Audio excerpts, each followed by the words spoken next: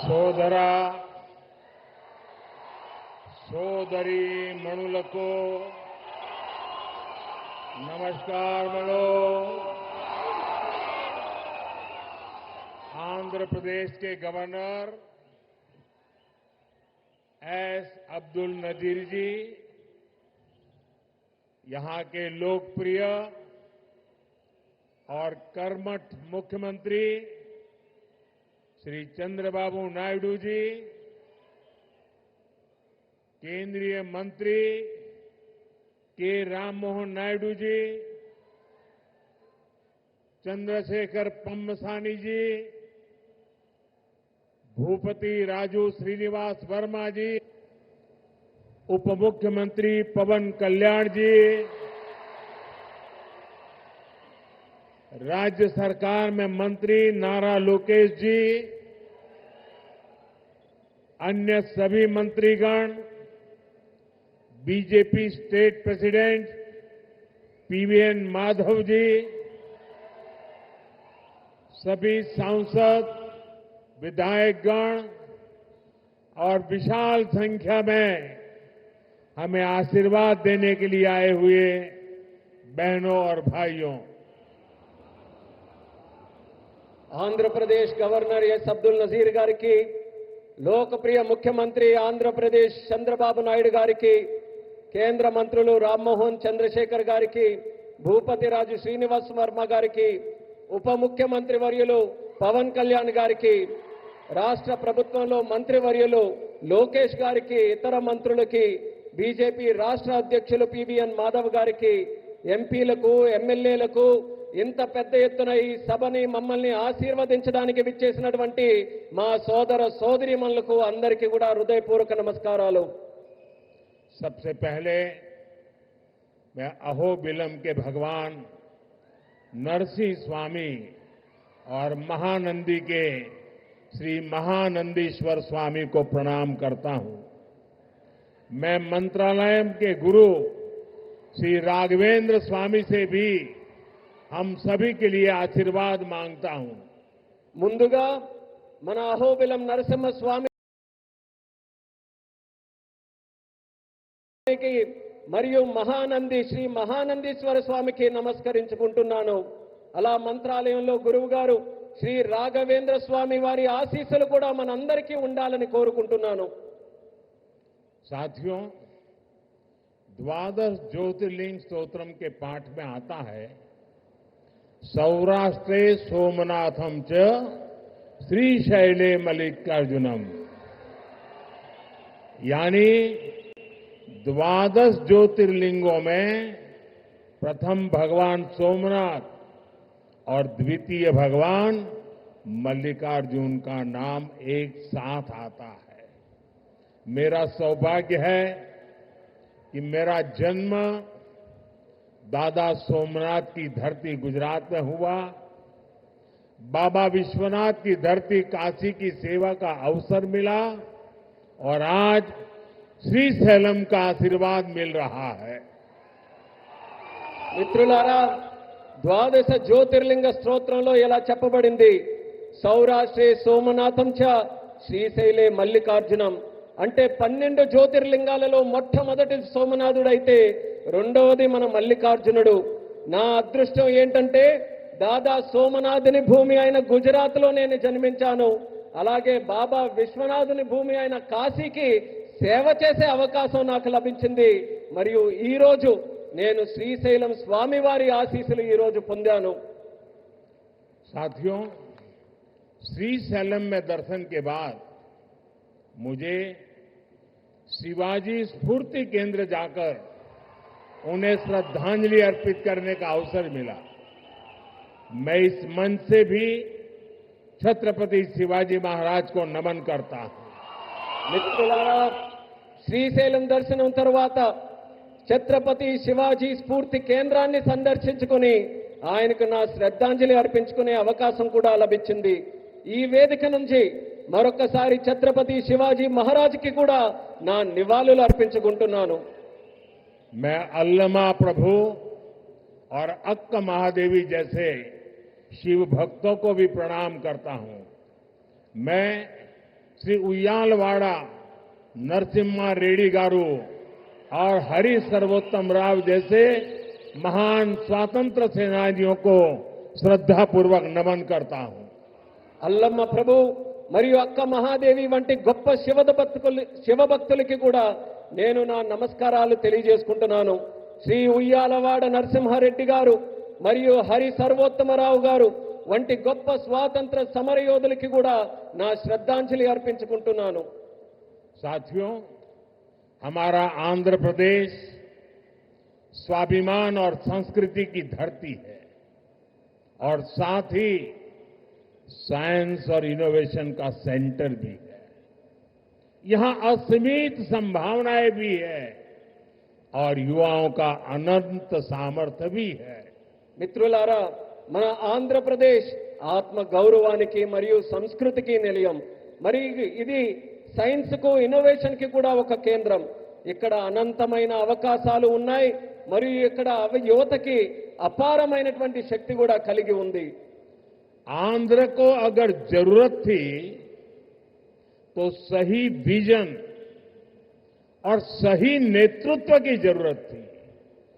आज चंद्रबाबू नायडू गारू और पवन कल्याण गारू के रूप में आंध्र के पास वो विजनरी लीडरशिप भी है और केंद्र सरकार का पूरा सहयोग भी है। ఆంధ్రాకి ఏదైనా అవసరం ఉంది అంటే ఒక సరైన విజన్ మరియు సరైన నాయకత్వం తాలూకు అవసరం ఉంది. నేడు చంద్రబాబు నాయుడు గారు మరియు పవన్ కళ్యాణ్ గారి రూపంలో ఆంధ్రాకి ఆ శక్తివంతమైనటువంటి నాయకత్వం ఉంది మరియు కేంద్ర ప్రభుత్వం తాలూకా పూర్తి మద్దతు కూడా లభిస్తుంది. साथियों, पिछले 16 महीनों में आंध्र प्रदेश में विकास की गाड़ी तेज गति से दौड़ रही है। डबल इंजन की सरकार में अभूतपूर्व प्रगति हो रही है। आज दिल्ली और अमरावती मिलकर तेज विकास की दिशा में आगे बढ़ रहे हैं। మిత్రులారా, గత 16 నెలల్లో ఆంధ్రప్రదేశ్లో అభివృద్ధి తాలూకా వాహనం శరవేగంగా కదులుతుంది. డబుల్ ఇంజిన్ ప్రభుత్వంలో రాష్ట్రం అపూర్వమైన ప్రగతి కూడా సాధిస్తుంది. నేడు ఢిల్లీ మరియు అమరావతి ఈ రెండు కలిసి వేగవంతంగా అభివృద్ధి వైపు ముందుకు సాగుతున్నాయి. और जैसा चंद्रबाबू ने कहा, इस तेज गति को देख करके मैं कह सकता हूं कि 2047 में आजादी के जब 100 साल होंगे, विकसित भारत होके रहेगा। చంద్రబాబు గారు చెప్పినట్టు నేను చెప్పగలను. 2047 నాటికి ఎప్పుడైతే భారతదేశం 100 సంవత్సరాలు స్వాతంత్రం సంపాదించుకుని తయారవుతుందో ఆనాటికి ఖచ్చితంగా ఈ భారతదేశం వికసిత భారతదేశంగా తయారవుతుంది.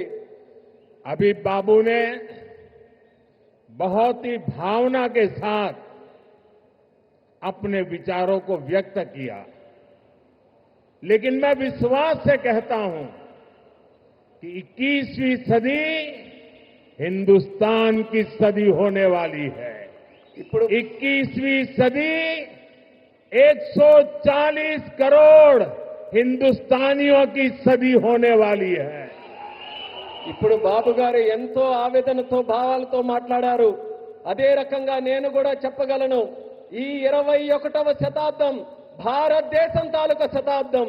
ఈ 21వ శతాబ్దం భారతీయులు 140 కోట్ల భారతీయుల తాలూకా శతాబ్దం ఇది.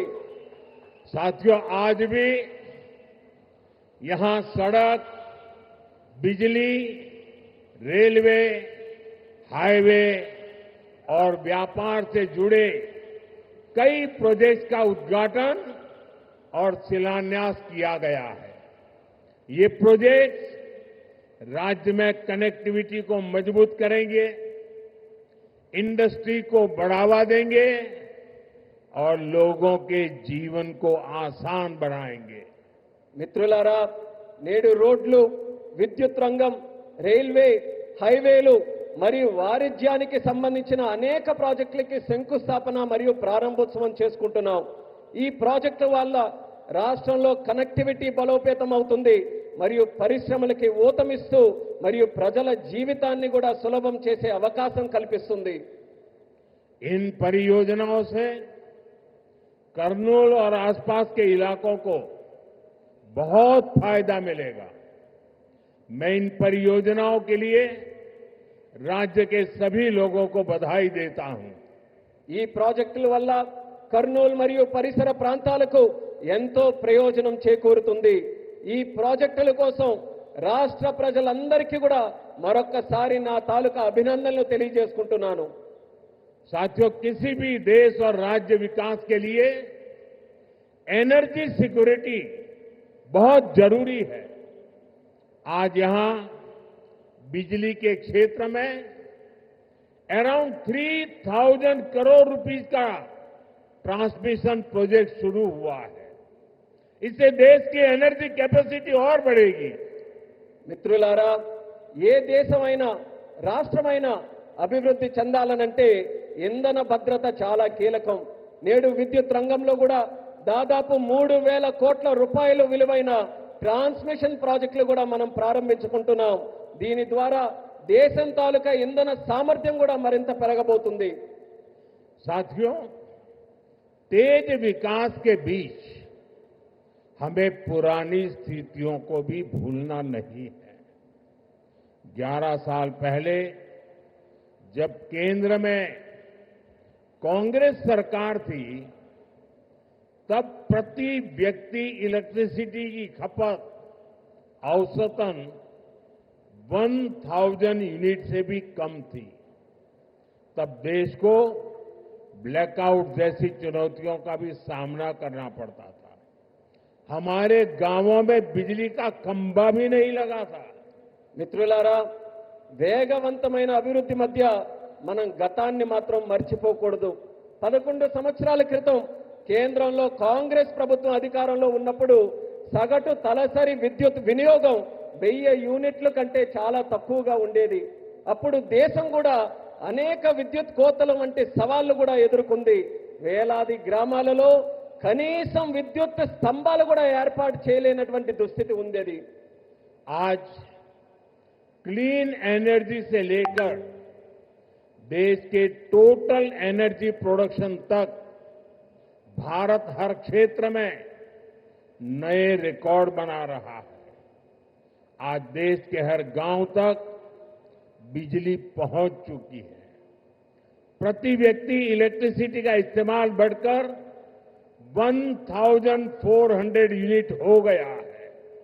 इंडस्ट्री से लेकर हाउस होल्ड तक सबको पर्याप्त बिजली मिल रही है. నేడు భారతదేశంలో క్లీన్ ఎనర్జీ నుంచి టోటల్ ఎనర్జీ ప్రొడక్షన్ వరకు ప్రతి రంగంలో కూడా మన దేశం కొత్త రికార్డుల్ని సమకూర్చుకుంటుంది. నేడు దేశంలోని ప్రతి గ్రామం కూడా మనం చూసుకుంటే విద్యుదీకరణ జరిగింది. తలసరి విద్యుత్ వినియోగం ఇప్పుడు 1400 యూనిట్లకి పెరిగింది. పరిశ్రమ నుండి గృహాల వరకు ప్రతి ఒక్కరికి కూడా తగినంత విద్యుత్ ఈ రోజు చక్కగా లభిస్తుంది. साथियों, देश की इस एनर्जी रिवॉल्यूशन का एक बड़ा केंद्र हमारा आंध्र प्रदेश है. चंद्रबाबू के नेतृत्व में आज यहां श्रीकाकुलम से अनुगुल तक नेचुरल गैस पाइपलाइन प्रोजेक्ट शुरू हुआ है. ये पाइपलाइन लगभग 15 लाख घरों को गैस सप्लाई देगी. మిత్రులారా, దేశంలో ఈ ఇంధన విప్లవానికి మన రాష్ట్రం ఆంధ్రప్రదేశ్ ఒక ప్రధాన కేంద్రంగా ఉంది.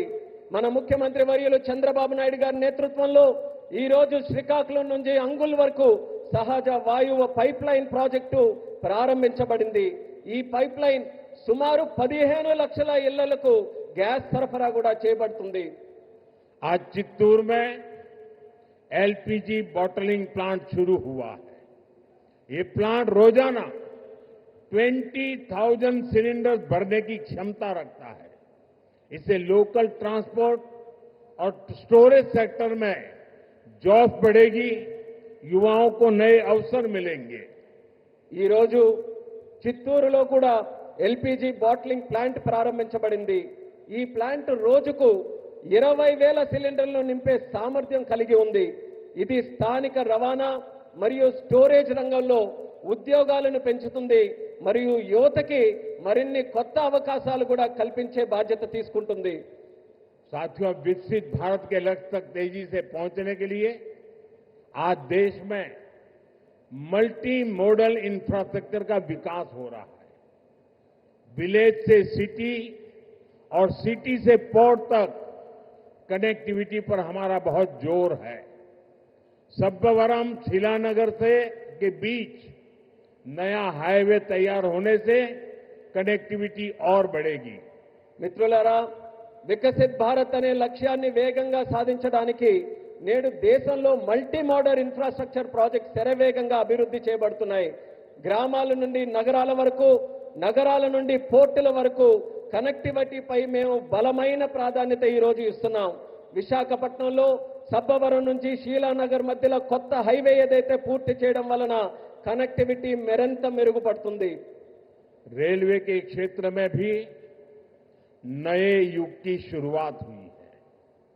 नई रेल लाइनों की शुरुआत होने से, रेल फ्लाईओवर बनने से यात्रियों को सुविधा मिलेगी और इस क्षेत्र के उद्योगों को नई गति मिलेगी।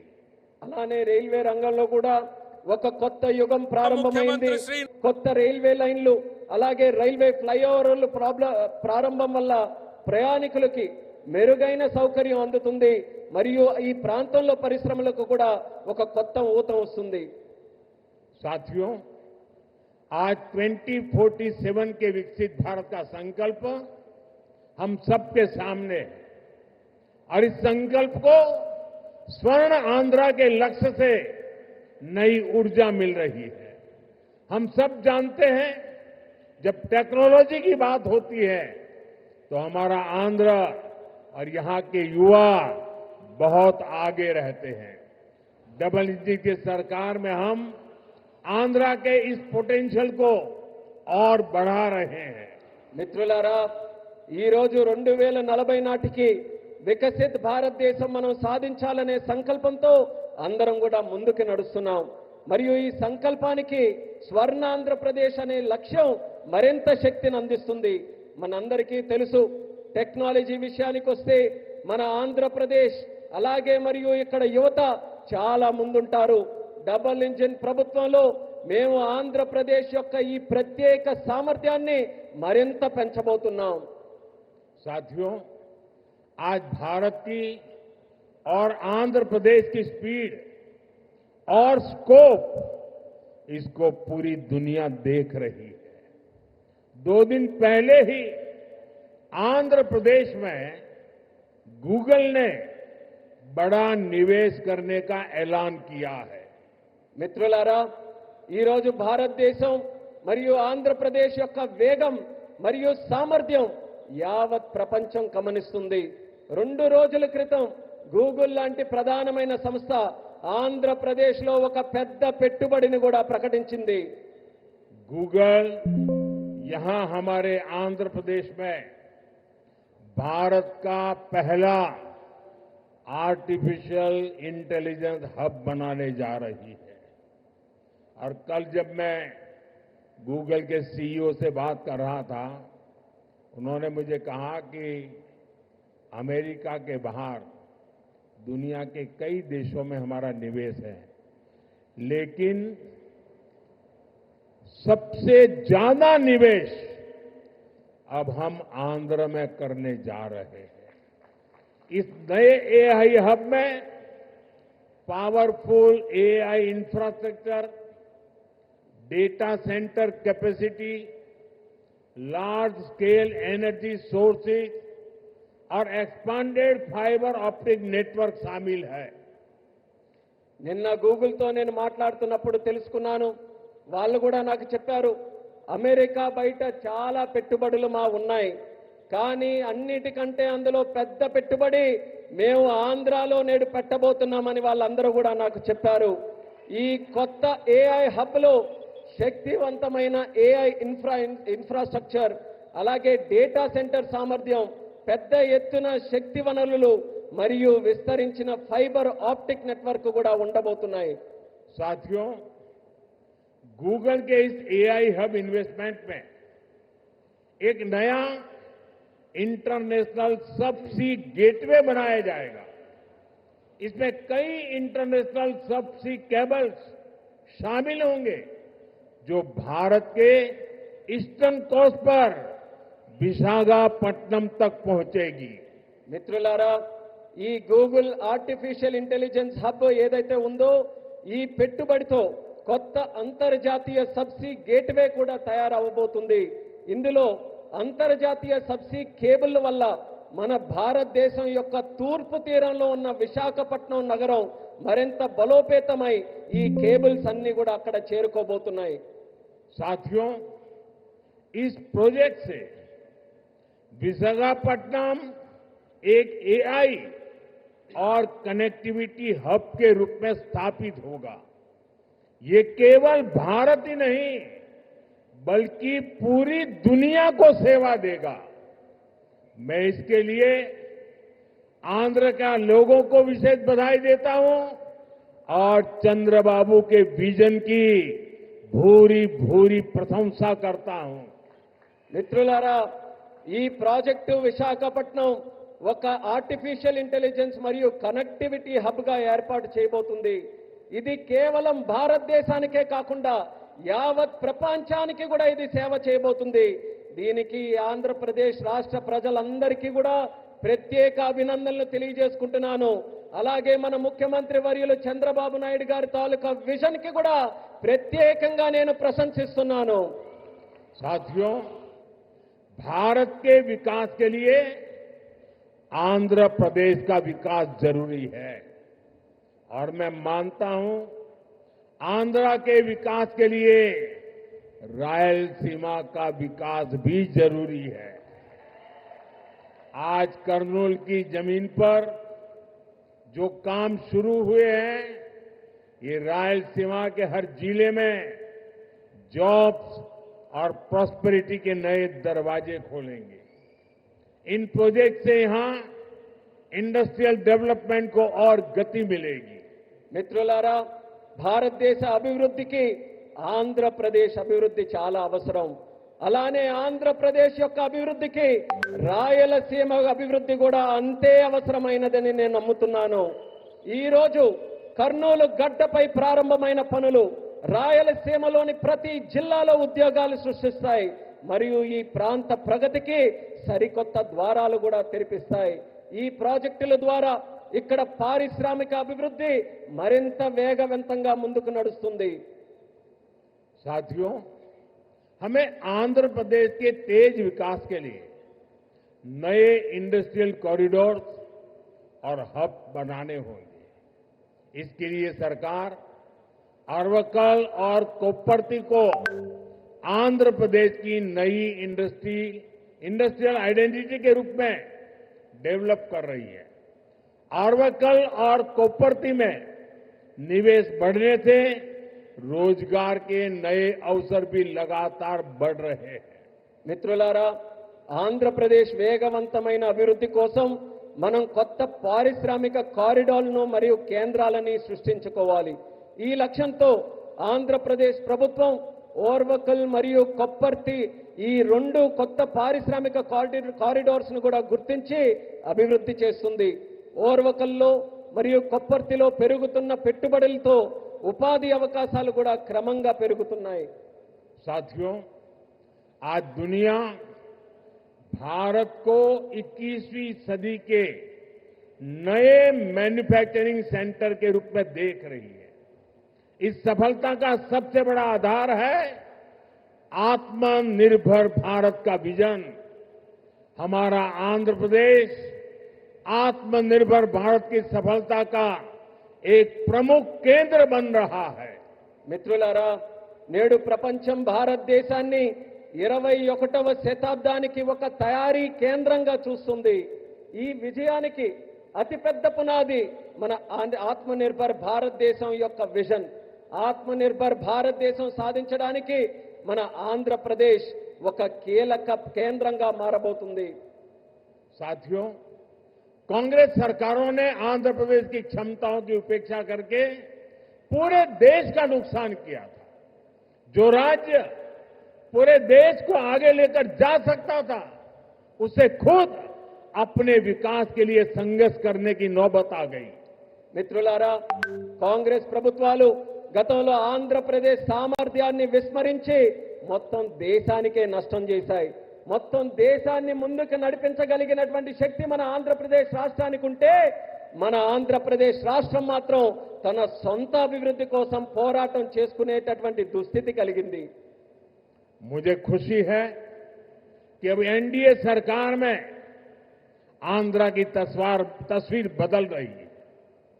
आंध्र प्रदेश चंद्रबाबू जी के नेतृत्व में आत्मनिर्भर भारत की नई ताकत बन रहा है। आंध्र में मैन्युफैक्चरिंग तेजी से बढ़ रही है। నాకెంతో సంతోషంగా ఉంది. ఇప్పుడు మన ఎన్డీఏ ప్రభుత్వంలో ఆంధ్రప్రదేశ్ తాలూకా మొత్తం ముఖ చిత్రం మారుతుంది. ఆంధ్రప్రదేశ్ మన ముఖ్యమంత్రి చంద్రబాబు నాయుడు గారి నేతృత్వంలో ఆత్మనిర్భర్ భారత్ దేశానికి ఒక సరికొత్త శక్తిగా అవతరించబోతుంది. ఆంధ్రప్రదేశ్లో తయారీ మరియు తయారీ రంగం కూడా శరవేగంగా అభివృద్ధి ఈ రోజు చెందుతున్నాయి. निम्मलुरु में एडवांस नाइट विजन फैक्ट्री का आरंभ रक्षा क्षेत्र में आत्मनिर्भरता प्राप्त करने की दिशा में एक और कदम है। इस फैक्ट्री से नाइट विजन उपकरणों, मिसाइलों के लिए सेंसर और ड्रोन गार्ड सिस्टम बनाने का भारत का सामर्थ्य बढ़ेगा। यहां बने उपकरण भारत के डिफेंस एक्सपर्ट्स को भी नई ऊंचाई देंगे। और अभी ऑपरेशन सिंदूर में तो भारत के बनी चीजों की ताकत हमने देख ली है। మిత్రులారా, నిమ్మలూరులో అడ్వాన్స్ నైట్ విజన్ ఫ్యాక్టరీ ప్రారంభం మన దేశ రక్షణ రంగంతో ఆత్మనిర్భరత సాధించడానికి మరో అడుగు ముందుకు పడినట్టుగా అయ్యింది. ఈ ఫ్యాక్టరీ భారతదేశ నైట్ విజన్ పరికరాలు, క్షిపణుల కోసం సెన్సార్లు మరియు డ్రోన్ గార్డ్ వ్యవస్థలను తయారు చేసే సామర్థ్యం మన దేశానికి పెంచబోతుంది. ఇక్కడ తయారు చేసిన పరికరాలు భారతదేశ రక్షణ రంగ ఎగుమతులను కొత్త ఎత్తులకు కూడా తీసుకువెళ్ళడానికి మనందరికీ కూడా దోహదపడతాయి. అలానే మన భారత రక్షణ రంగం తాలూకా శక్తి ఏంటో మొన్న జరిగినటువంటి ఆపరేషన్ సింధూర్లోనే మనం అందరం కూడా ప్రత్యక్ష సాక్షిగా మనం అందరం చూశాం. साथियों, मुझे खुशी है कि आंध्र सरकार ने कर्नूल को भारत का ड्रोन हब बनाने का संकल्प लिया है। ड्रोन इंडस्ट्री के जरिए कर्नूल और आंध्र में फ्यूचरिस्टिक टेक्नोलॉजी से जुड़े कई नए सेक्टर्स का विकास होगा। और अभी मैंने कहा, ऑपरेशन सिंदूर में ड्रोन्स का कमाल दुनिया को भी अचरज कर गया है। आने वाले समय में कर्नूल ड्रोन सेक्टर में देश की ताकत बनने वाला है। మిత్రులారా, ఆంధ్రప్రదేశ్ ప్రభుత్వం కర్నూలును భారతదేశ డ్రోన్ హబ్ గా తయారు చేయాలని సంకల్పించినందుకు నాకు ఎంతో సంతోషంగా ఉంది. డ్రోన్ హబ్ ద్వారా కర్నూలు మరియు ఆంధ్రప్రదేశ్ భవిష్యత్తులో వచ్చే టెక్నాలజీస్ కు సంబంధించి అనేక కొత్త రంగాలు అభివృద్ధి కూడా ఈ ప్రాంతంలో చెందుతాయి. ఆపరేషన్ సింధూర్ ఇందాక చెప్పినట్టు మన డ్రోన్లు కూడా ఎంతో అద్భుతాలు సృష్టించాయి. ఆ అద్భుతాలను చూసి యావత్ ప్రపంచమంతా కూడా అబ్బురుపోయిందని గర్వంగా తెలియజేస్తున్నాను. రానున్న రోజుల్లో కర్నూలు డ్రోన్ రంగంలో దేశానికే గర్వకారణంగా నిలవబోతుందని తెలియజేస్తున్నాను. साथियों, हमारी सरकार का विजन है सिटीजन सेंट्रिक डेवलपमेंट। इसके लिए हम लगातार नए रिफॉर्म्स के जरिए सिटीजन्स के जीवन को आसान बना रहे हैं। देश में 12 लाख रुपए तक की आय पूरी तरह से टैक्स फ्री हो चुकी है। सस्ती दवाइयां, सस्ता इलाज, बुजुर्गों के लिए आयुष्मान कार्ड जैसी अनगिनत सुविधाएं, इनसे ईज ऑफ लिविंग का एक नया अध्याय शुरू हुआ है। మిత్రులారా, మా ప్రభుత్వం ఒక్క విజన్ సిటిజన్ సెంట్రిక్ డెవలప్మెంట్ ఈ లక్ష్యంతో కొత్త సంస్కరణల ద్వారా ప్రజల జీవితాలని సులభతరంగా చేయడమే మా అందరి తాలూకా సంకల్పం. దేశంలో 12 లక్షల వరకు ఆదాయం ఉన్న ప్రతి ఒక్కరికి పన్ను రహితంగా చేసింది మన ప్రభుత్వం. తక్కువ ధరకే మందులు, మెరుగైన చికిత్స మరియు వృద్ధుల కోసం ఆయుష్మాన్ భారత్ కార్డులు వంటి సౌకర్యాలు, వీటన్నిటితో ప్రజల జీవిత విధానం సౌకర్యవంతంగా చేసే కొత్త అధ్యయనాన్ని మన భారతదేశంలో మనం ప్రారంభించాం. साथियों, नवरात्रि के पहले दिन से जीएसटी में भी भारी कटौती की गई है.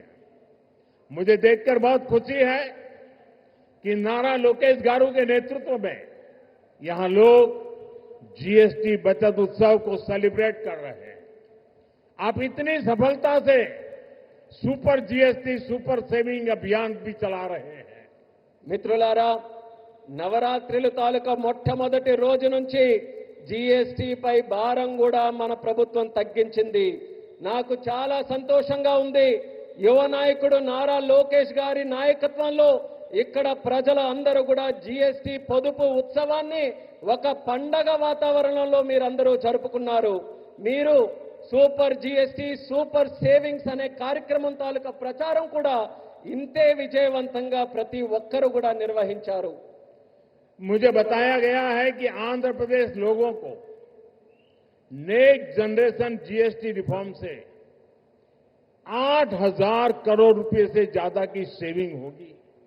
ये सेविंग इस बार त्योहारों का आनंद और बढ़ा रही है.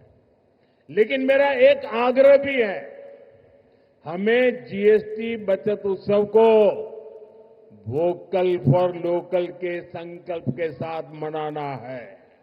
నాకిప్పుడే చెప్పారు, నెక్స్ట్ జన్ జీఎస్టీ సంస్కరణల ద్వారా ఆంధ్రప్రదేశ్ ప్రజలకు 8,000 కోట్లకి పైగా ఆదా చేసుకునే పరిస్థితి వచ్చింది. ఈ పొదుపులు ఈ పండగ సీజన్ యొక్క ఆనందాన్ని మరింత పెంచబోతున్నాయి. కానీ నా తాలూకా అభ్యర్థన కూడా ఈ రాష్ట్ర ప్రజలందరికీ ఉంది. మనం ఈ జీఎస్టీ పొదుపు ఉత్సవాన్ని ఏదైతే నిర్వహించుకుంటున్నామో ఇందులో మనం స్థానికుల కోసం బలంగా వోకల్ ఫర్ లోకల్ అనే సంకల్పంతో స్థానిక తయారీ రంగాన్ని ప్రోత్సహించే విధంగా జరుపుకోవాలి.